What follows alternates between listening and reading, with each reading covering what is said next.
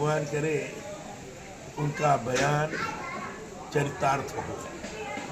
वो लोग ये अनुभव करते हैं कि यहाँ स्नान करने के पश्चात लोगों को मुक्ति प्राप्त होगी, तो बड़ी अच्छी बात है। कुंभ को लेकर के लगातार टिप्पणियां की जा रही हैं जी। ये बात को दर्शाने का कोशिश किया है। उनको भी जानकारी है कि कुंभ में स्नान करने के पश्चात पुण्य के लोग भागी होते हैं। व्यंग्यात्मक तौर पर बोले हैं, अच्छा होता इस बार व्यंग्य न करते, क्योंकि भारत की धरती पर सनातन बड़ा पुराना है। ये भारतीय संस्कृति का ये प्रतीक है। ये सब पर्व है, त्योहार है, परंपराएं हैं, ये भारतीय संस्कृति के प्रतीक है।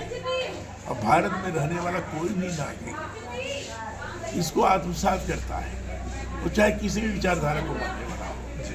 कोई आवश्यक नहीं है कि जो बीजेपी के विचारधारा उसके वाले हो, हिंदुत्व के विचारधारा वाले हो, या किसी भी विचारधारा को मानने वाला अगर इस देश का नागरिक है तो यहाँ के धरती के से जुड़े हुए जो पर्व त्योहार हैं उसको आत्मसात करता है, करना चाहिए। कुंभ जो है उसी का प्रतीक है और अफजाल जी को व्यंग न करते हुए उसको सही दिशा में, सकारात्मक दिशा में लेते तो ज़्यादा अच्छा है। क्या लगता है गाजीपुर में लोकसभा चुनाव में दोबारा क्या स्थिति रहेगी? वो तो जनता के ऊपर निर्भर करता है। जनता किसको चुन करके भेजती है ये उसके ऊपर है। आप राजस्थान के राज्यपाल रहे, आगे पार्टी या संगठन आपको क्या जिम्मेदारी देने वाला है? मैं तो इतना काम कर चुका हूँ कि मुझे अधिक लालसा नहीं है कि मैं किसी प्रकार किसी पद को प्राप्त करके कोई काम करूँ। पार्टी अगर कोई जिम्मेदारी देती, कहती कि अमुक काम करो, काम करने के लिए तो हमेशा संगठन है और हमेशा हम काम करते हैं और अभी भी काम कर रहे हैं। बगैर किसी जिम्मेदारी को लिए सामाजिक क्षेत्र में रहकर लोगों के उत्कर्ष के लिए हम लगातार काम कर रहे हैं। जन सेवा करने का हमारा हमेशा प्रयास रहता है। सामाजिक संगठनों के माध्यम से भी हम प्रयास कर रहे हैं सामाजिक समरसता और समता का भाव लोगों के मन मस्तिष्क के अंदर निर्माण हो, इस पर की मैं कोशिश भी कर रहा हूँ। अरे सामाजिक चेतना मंच है, उसका मैं संरक्षक भी हूँ और उस माध्यम से समाज में जितनी भी बिरादरियाँ हैं, 36 बिरादरियाँ जो हैं, हिंदू, मुसलमान, क्रिश्चियन, ये सबको जोड़कर चलने के दृष्टि से प्रयास कर रहे हैं और कई कारकों में गया। क्या दोबारा राजनीतिक जीवन संभव है? आपका वापसी है? राजनीति हमारे लिए एक सेवा का माध्यम है। हमने हमेशा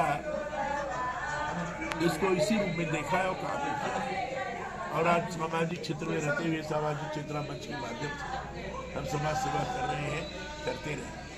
राजनीति में पुनः प्रवेश करके जाने का बड़ी उत्कंठा है। बाबा, आपने एक पुल बनवाया था सतपुर में 1999 अपने लोक निर्माण मंत्री थे, उसमें आपने एक गंगा नदी पर पुल बनवाया था जो यहाँ के लिए बहुत जरूरी है, लेकिन वो पुल अब बंद रहता है, उस पर भारी वाहनों को आने नहीं दिया जाता और उधर से 4 लेन बन के आ रही है चंदौली से, उसके बनने के बाद उस पुल की आवश्यकता काफ़ी बढ़ जाएगी। मुझे लगता है कि मैंने पुल का शिलान्यास किया था जी, और शिलान्यास करने के बाद 2-3 खंभों तक पुल का निर्माण हुआ था।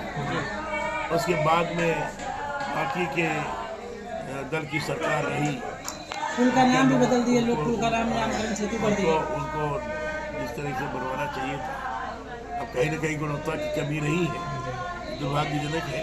उसको फिर से निर्मित करना चाहिए, गुणवत्ता युक्त होना चाहिए ताकि 4 लेन की जो व्यवस्था है उसका समुचित तौर पर भार का उपयोग कर सके, प्रयास होना चाहिए। दिल्ली में केजरीवाल की हार और मिल्कीपुर में भाजपा की जीत को कैसे आप देखते हैं? मैं इस जीत को इस रूप में लेता हूँ कि इस समय जनता के मन मस्तिष्क में ये बात बड़ी तेजी से काम कर रही है कि हिंदुस्तान में देश और प्रदेश में संभालने वाला नेता कौन है, कौन नेतृत्व प्रदान कर सकता है।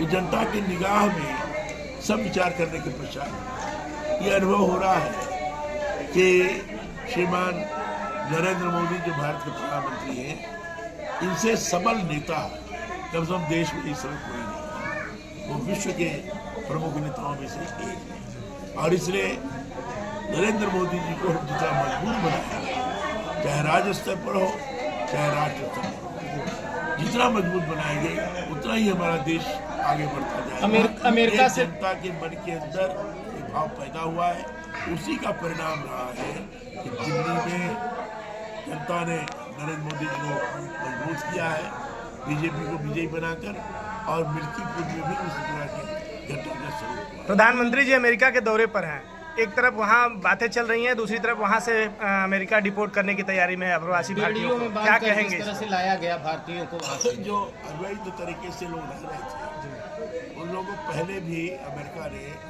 भेजा था और उसी रूप में भेजा था जिससे भेजा था, लेकिन बेड़ियों में भेजना ठीक नहीं है, अमानवीय व्यवहार है, इसको ठीक करना चाहिए। और मुझे लगता है कि निश्चित रूप से इस संबंध में अमेरिका के राष्ट्रपति से प्रधानमंत्री की बात होगी। विदेश मंत्री ने स्वयं बयान दिया था संसद में कि इसको हम ठीक करेंगे और अमेरिका से कहेंगे कि इस तरीके से अमानवीय व्यवहार नहीं होना चाहिए। भ्रष्टाचार के रैंकिंग में भारत 2022 में 85वें स्थान पर था, अब 98 पहुंच गया है और भूटान 18वें पायदान पर हमारा पड़ोसी है। इस पर आप क्या कहेंगे? भ्रष्टाचार को नियंत्रित करना बहुत आवश्यक है। अब ये कैसे नियंत्रित होगा?